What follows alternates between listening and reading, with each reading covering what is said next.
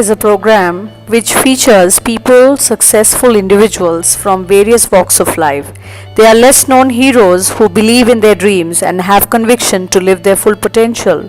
Idols, icons, innovators who care to live every moment on their own terms.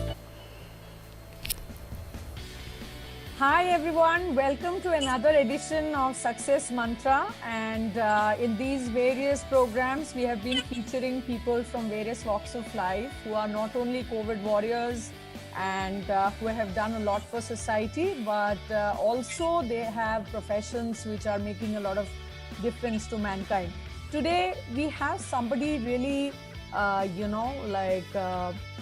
very, very supportive to all her patients, and she has been a remarkable human being as well.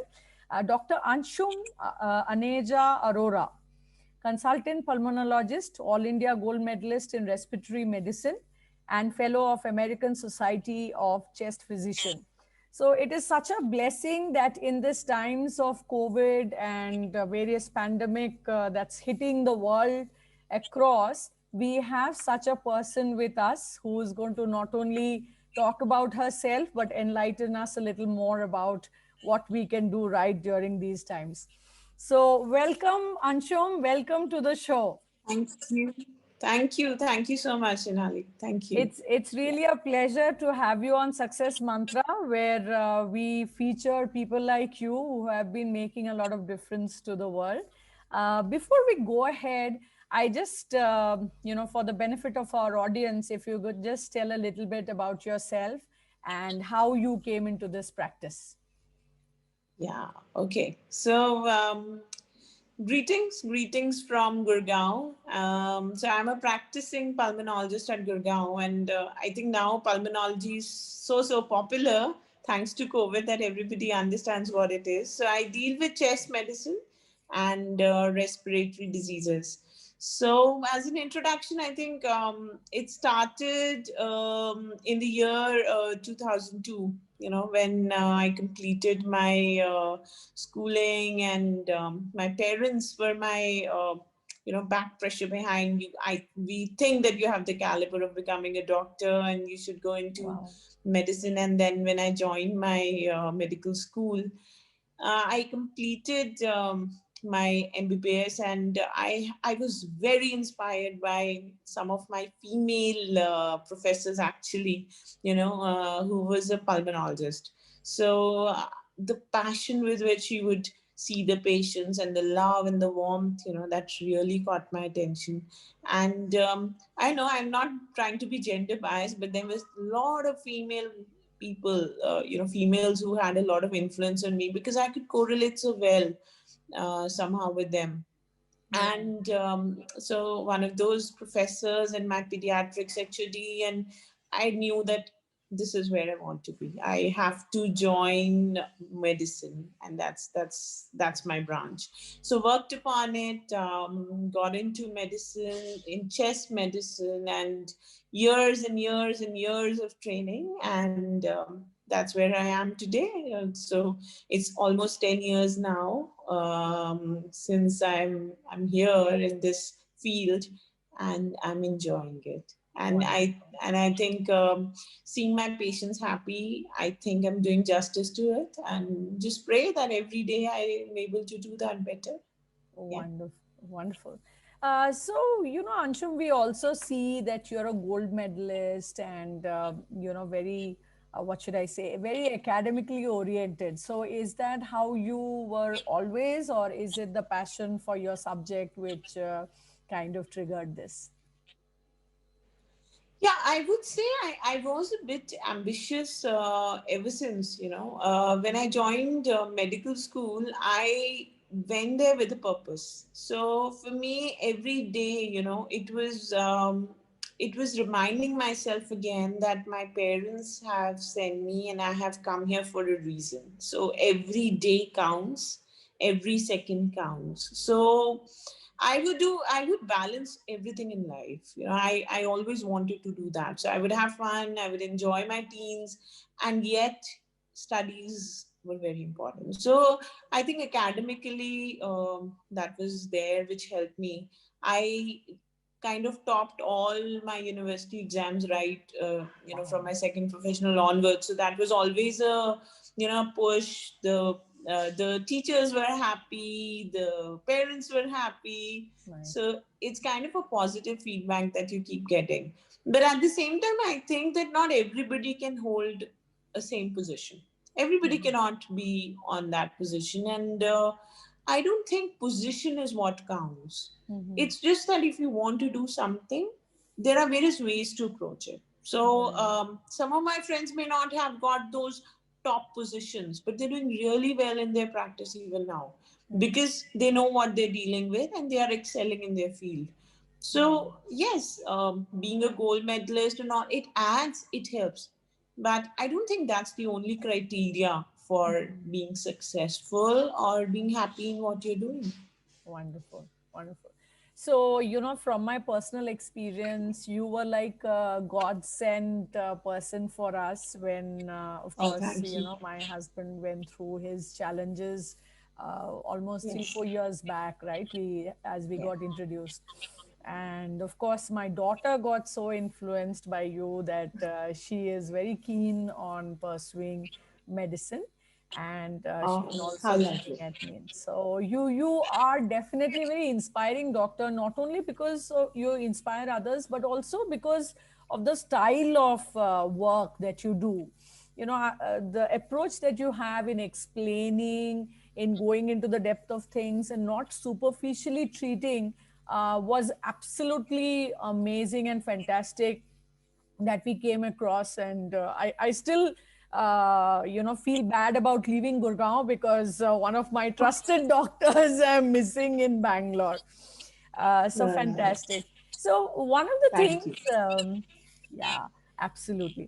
So one of the things which I take this opportunity to ask you, especially in these times when the pandemic has hit the entire world and stuff, what is your perspective about COVID, and how, like, you feel that your patients could deal with it better?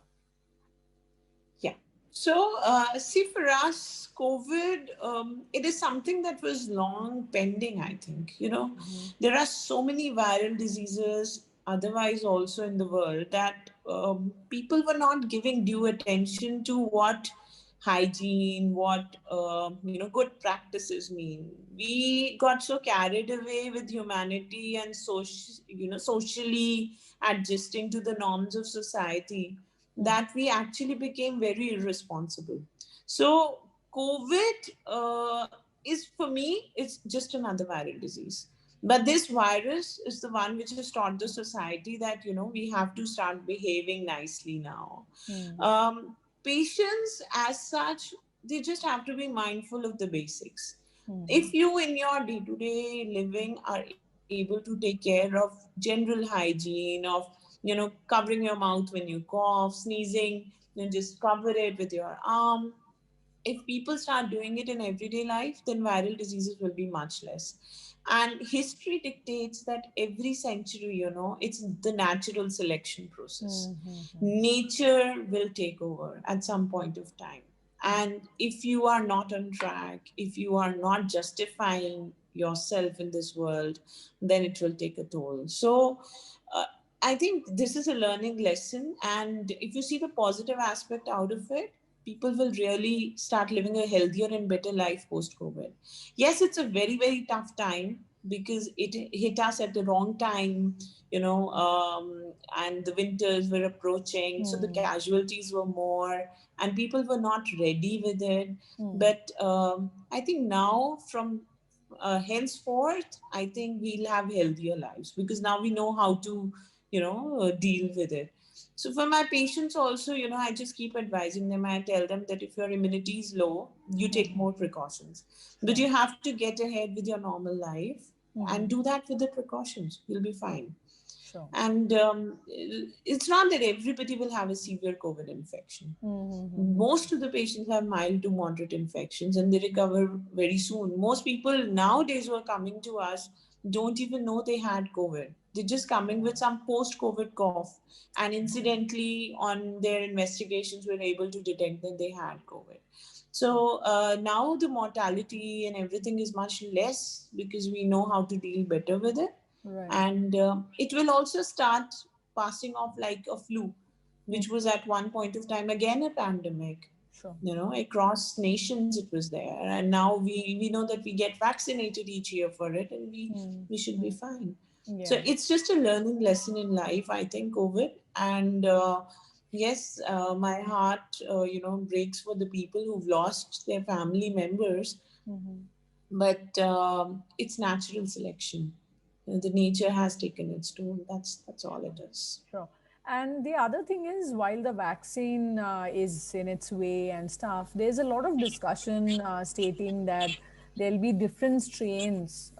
So, is the vaccine really going to be impactful to address the different strains? Right. So, see, viruses are known to mutate. So, Mm-hmm. all viral vaccines also evolve as we evolve. Every year, there is a new vaccine which is circulated in the world, a different one for Northern Hemisphere, a different one for Southern Hemisphere, according to what strain is in circulation. Mm-hmm. Same thing is going to happen with the coronavirus vaccine as well, right? Sure. But it is in such initial stages at this point of time that even to give a vaccine in such a short period of time for the scientists, I think it's a big feat to be able to achieve that efficacy by doing trials, to hastening the process. And believe me, when they do trials, they have stricter rules, Mm-hmm. and there are so many levels at which inspections are being made Sure. that you just can't deliver any product. And Mm. sometimes you can't predict all adverse events over this 6 month, one year vaccination trial also. So Sure. that will come with all vaccines forever. Mm-hmm. And this vaccine, however, if it's able to give us the needed protection so that this disease comes at some control, I think it's doing a good job. And we will be seeing more vaccines coming up. And every year when we get vaccinated, we might have a new strain being added. So Sure. it's difficult to say whether it will cover the South Africa strain or the UK strain, Mm. Mm. uh, because we don't have trials for that. We haven't tested people for that. Sure. But overall, not everybody will have an infection by that strain. So it will Right. still cover the masses, it will still cover a majority of people. So it's a evolution process by itself. Yes, Mm. yes, Sure. yes, true. Wonderful. Wonderful. So, like we have seen your journey and your trajectory in terms of achieving all these various things in terms of your academic and your personal life, and of course, dealing with such things at large in the medical industry. What does success really mean to you amidst all of this?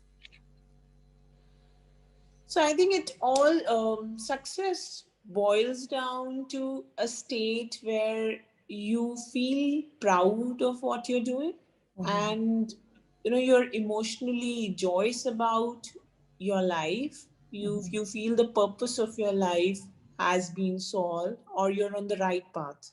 Mhm. For me, success would not be in terms of fame. It's not in terms of your monetary stability, Mhm. you know, uh, or your position. It's Right. about how content you are, and Mhm. if you feel content in a small in your small means, you're successful then as well. Sure. But success also involves a constant effort, and never say, never die kind of a feeling. The Right. complacency, I think, should not be there. You Mhm. should be happy about where you are and you are successful. But then you should keep trying to do, a bit better, just a bit more. And that's how it is. And you can maintain your success that ways. Wow. Very well said that, the purpose and the content really define the way you lead your successful journey. Because it's not just one achievement by itself, but the regular, efforts in terms of doing the best in your field.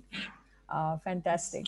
And what are the traits in your life, traits or behaviors, which you feel has really helped you maintain this consistent effort, consistent, successes that you have been drawing to yourself? Right. So I think these traits should be our basic virtues, of hard work, Mm, of dedication, mm, honesty in what you're doing, honesty to the system where you're working, mm, honesty to yourself that you're mm. doing justice to what you're meant to be doing, Right. and gratitude for what you've already achieved. If you Mm, have those traits, if you feel that you've been doing the hard work, you mm, will end up getting success someday. It may be late, it may be delayed, mhm, there may be failures, but then if you're hardworking, if you're dedicated, you will reach there. And when you have that gratitude where you feel thankful for everything that you've achieved, mhm, success is definitely guaranteed. You if you the ego, it mm. has to be kept under control, and you will definitely reach success.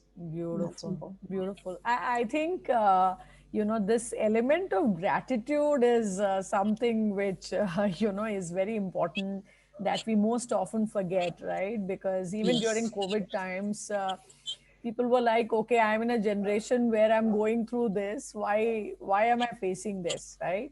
Whereas there are a lot of benefits also, like you said, has come through this understanding of how to live a good life, which is not only helping you progress, but which is good for the environment. That's something Yeah. that we have started understanding. Great. And what's been your biggest achievement in life so far?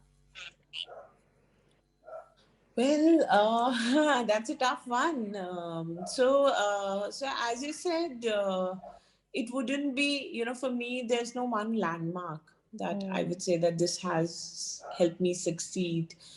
Definitely, when you work down your academic career, and, then there are things like being on top or mm, achieving a gold medal and everything. That's definitely one of your biggest achievements in life. mm, But for me, professionally, I think whenever I'm able to heal someone who has some illness, anything, and when he comes back to me and he says that, yes, doctor, it worked and I'm fine now, I think that's more than enough. So I think when I get that feeling that I did make a difference, I was on the right path, and I thank God that, thank you for giving me the insight that he has this kind of a problem, and for helping me make the right decision for him. I think that's the day that I feel I've another achievement, another feather in my cap. beautiful. So that's See, the way I it's take it. wonderful. It's really interesting that, like coming from a science background and being a medical practitioner, you spoke about God, right? So, very often we kind of, get into that path where we say, okay, everything is driven by science, right? So, even in medicine, I think reliance on this, unknown power of God is very, very critical. Yes, it is. It is a holistic approach, and so I'm quoting a very very famous institute, Narayana Netralaya. Their commandment is your faith shall heal you. Okay, so that's also something that has really put a big mark on my life. Your Mm, faith shall heal you. mm, So I think you just can't get away from faith. It can be in the form of God. It can mm, be in the form of something. You may mm, want to meditate. You may mm, not believe in an entity called God, but if you believe that there is something that is controlling everything, something that may make things better for you, mm, that's very important. And for our patients also, for the mm, patients who are very sick, who are in ICUs, who are terminally ill, that faith, mm, that I am actually praying, and my somebody's praying for me and they're working, it works wonders. They come out of a lot of bigger issues just by holding on to that faith. So I'm a very religious person, and I come from a family, who are very religious. So mm, we do believe that it's important to have a spiritual element in your life. If you don't have any spirituality in your life, you may get overpowered by a lot of ego issues. You may get overpowered by a feeling that you can control everything, but you really can't control everything in life. It's a bouncy road. There will be ups, there'll be downs. So at least, if you're up, you feel elated and you thank the Right. universe for helping you in that. And when you're Absolutely. down, you pray to the universe that let me go to the upside of the hill. I think Mm. that works. So Wonderful. that works in every scenario, every aspect. Absolutely. Totally believe in that. So, Yeah. like this is something that I'll definitely remember about our discussion. Faith, your faith shall heal you. So, very, very important. Yeah, And I see, I'm very, very yeah, impressed by that line. And true. so it's not my line. It is the Right, motto. It's rather, yeah, of Narayana Nitralya, right. Bangalore. Right, Yeah. right, So, right. So, in right. fact, recently I've been reading a lot about Dr. Hawkins, and like he also talks in his research. Like he's no more, but his research talks about these element of love and above, right? So when you this exact element of when you are able to love yourself, you have faith, you have these prayers. In fact, they say that your immunity increases if you are in prayers and if you have this positive outlook towards life. So it's Yeah. called the power versus force. So power is natural, whereas force is always a difficult trajectory in terms of, like leading life.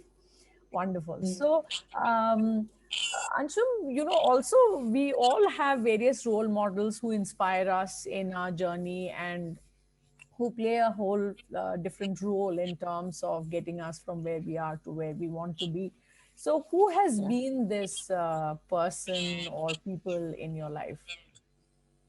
Yeah, so this one I would actually break down into my, I would say, professional role model and maybe a role model for my life. So my parents, have been my role model for life, and for that, everybody is fond of their parents. I know Right. that, but So, there are some attributes that you learn when you see them. As you grow, hmm, you just imbibe those, right? So my dad, my father, he's been very, very practical, and he's beyond, he can do things beyond what anybody would expect out of him. He will have a solution for everything, and never say no, hmm, that kind of attitude that he gave me. He kept pushing me to simple things, no, you can drive, come on. Or he encouraged me to go on a trip alone, when I was doing my schooling, and I flew back from US, on my own. And yes, he said, go on, you can do it, you know how to go about it. So all those things, pushing me forward, and saying, yes, you can do it, you can do it. I think that's one thing that really pushed me, and he's my role model for this. And my mom my mom, she's like a whole lot of knowledge, and teaching me right always, that no matter what happens, we know that you've tried hard, right. so it counts at the end of the day. And professionally, I told you about one of my teachers. She may not know that she's my role model, Hmm, but yeah, that, so the care, the warmth, how in life you have to be. You may be a doctor, you may hmm, have studied hmm, higher than the person who's sitting next to you, hmm, but at the end of the day, you're a human, he's a human, and he's come to you with some kind of expectation. So you have to go down to the same level to make him feel comfortable. You have to be both two humans sitting with one person directing the other person. But you can't think of yourself as God, and you can't just nudge someone. So I think all these things, they are my role models. So wonderful. and I look forward to everything that I get from them. Excellent. Excellent. So, in this journey, I'm sure like people of us, while going through their path, deal with a lot of failures. So have you had any failures, and if yes, how did you deal with them?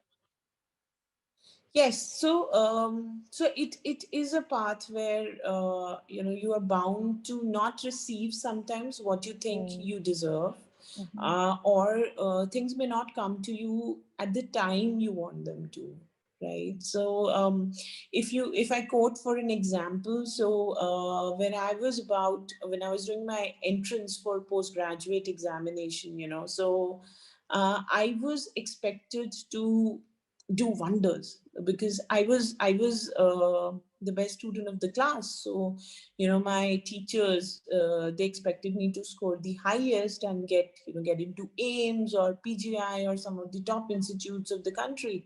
And when I got selected into my branch, and I did it from Indore, I did my post graduation from Indore. So I got selected in the state PG exam. My teachers were not happy. So I remember one of my medicine professors saying, "No, I don't expect that out of you. You should just take a back seat, study again, go for it again, okay. because you can do better." It Mm, was a failure not because I did not get anything, because I thought that I failed the beliefs of people who have put so much faith in me. And I felt bad.